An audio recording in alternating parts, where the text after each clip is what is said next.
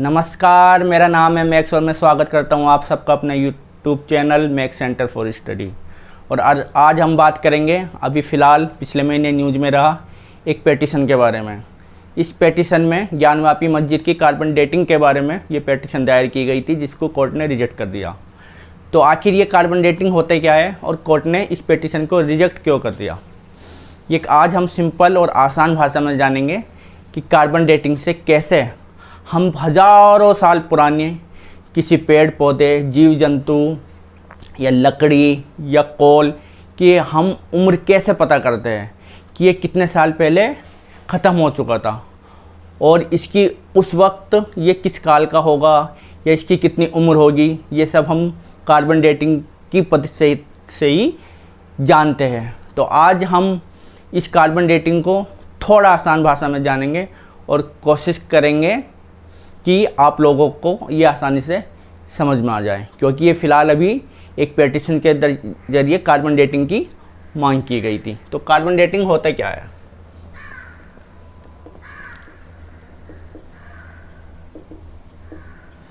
इस carbon dating के जरिए हम किसी भी जीवाश्म फॉसिल, जैसे कोई इंसान मर गया बहुत पहले, उसकी हड्डी हमें मिली हो, किसी जानवरों की हड्डी मिली हो, या पेड़ पौधे हम ज़मीन में दब जाते हैं ना, उसकी लकड़ी मिली हो, या पेड़ पौधों के मिले हो, या कोल मिला हो, कुछ भी इसी टाइप के जिसमें कार्बन मौजूद हो, उसकी हम डेटिंग करते हैं कि ये कितने हज़ारों साल पुराना था। तो कितने हज़ार साल तक का हम करते हैं?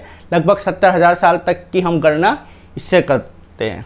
इस कार्बन डेटिंग की जो पद्धति है, इसकी खोज की थी विलियम लिबी ने। विलियम लिबी नाम के एक शिकागो में साइंटिस्ट थे जिन्होंने इस पद्धति की खोज की थी और इसके लिए उन्हें 1960 में नोबेल प्राइज़ भी मिला था। लेकिन हम आज फोकस करेंगे कि ये होता क्या है और कैसे हम किसी भी वस्तु जो हमें मिलती है उसकी हम उम्र की गणना करते हैं। तो जानते हैं ये हमें मिलता कैसे। सबसे पहले जानेंगे हमें मिलता क्या है।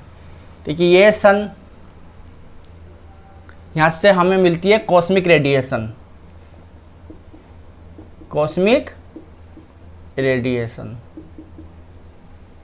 ये एटमॉस्फेयर, यहाँ डस्ट पार्टिकल होते हैं, छोटे छोटे एटम्स होते हैं, इन्हें एटम बोलते हैं, है ना। इसके अंदर क्या होते हैं मौजूद? न्यूट्रॉन।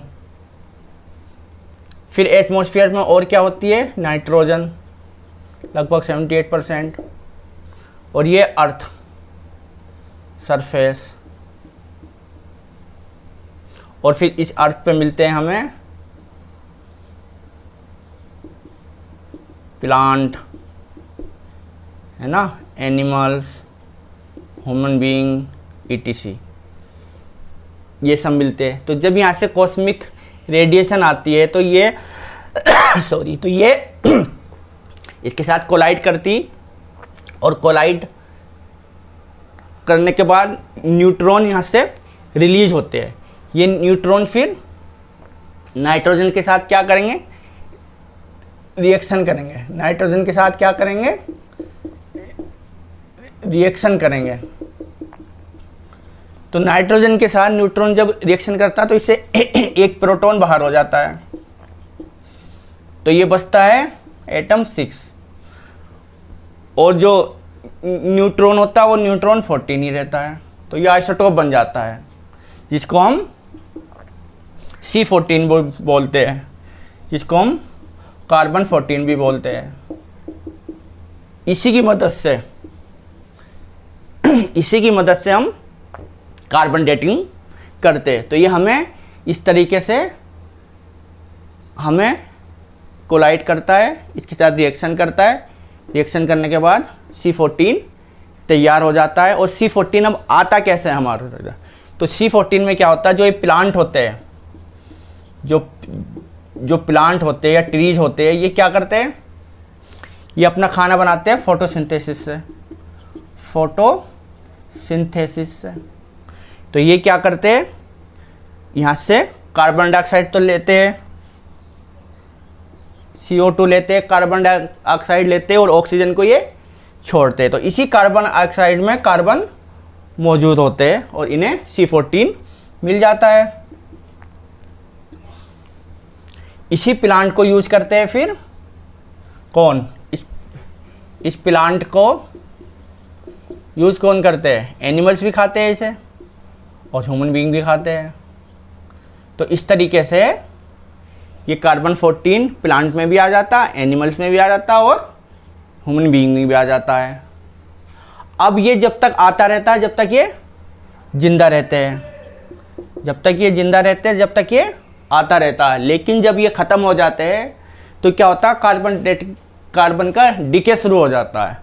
उसी डिके से हमें पता चलता है कि ये कितने साल पहले ख़त्म हुआ है और इसकी किस काल का होगा या कितनी इसकी उम्र रही होगी। इसी की मदद से हिस्टोरियन जो होते हैं, जो आर्कियोलॉजिस्ट होते हैं, जो एक्सकैवेशन से जिनको सामान मिलता, वो इसी की मदद से किसी काल को निर्धारण करते हैं।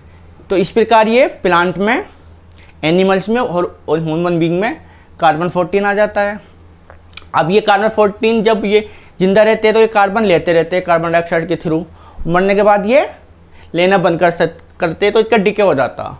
और डिके जब होता है कार्बन का, तो डिके की जो रेट होता है वो भी यूनिफॉर्म होता है, यूनिफॉर्म होता है।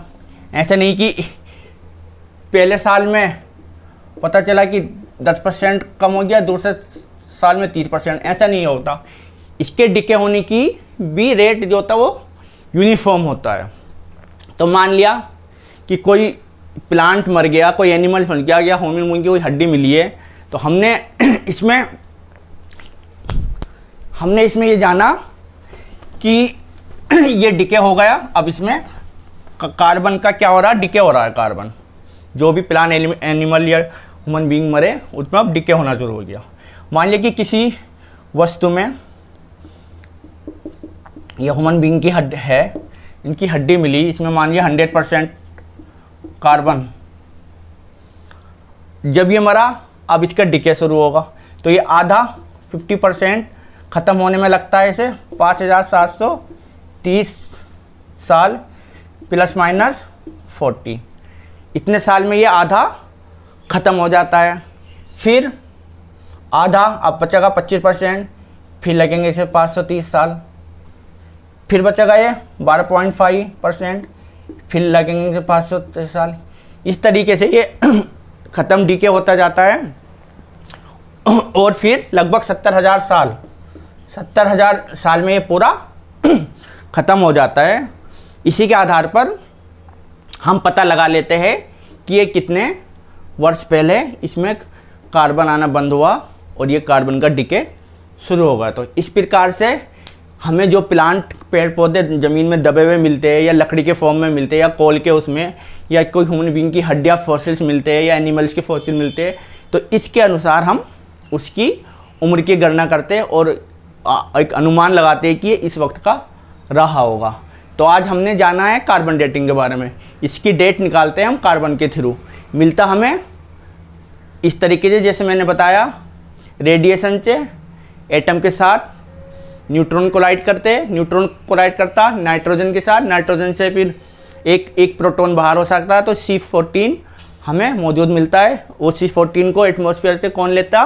प्लांट ले लेता है फोटोसिंथेसिस के थ्रू, कार्बन डाइऑक्साइड में मौजूद होता है और कार्बन से फिर इस प्लांट से हमारे अंदर चला जाता है। और जब हम मर जाते हैं, ख़त्म हो जाते हैं और जो हमारे फॉसिल्स हज़ारों साल बाद मिलते हैं, फिर हम उससे, उसके रेट ऑफ यूनिफॉर्मिटी एक होती है कार्बन की, और हम उससे उसकी उम्र का, उसके काल का, कि कब ये ख़त्म हुआ पता लगा लेते हैं। तो यह था आज कार्बन डेटिंग आसान भाषा में। अगर समझ में आया हो लाइक, शेयर और सब्सक्राइब कीजिएगा।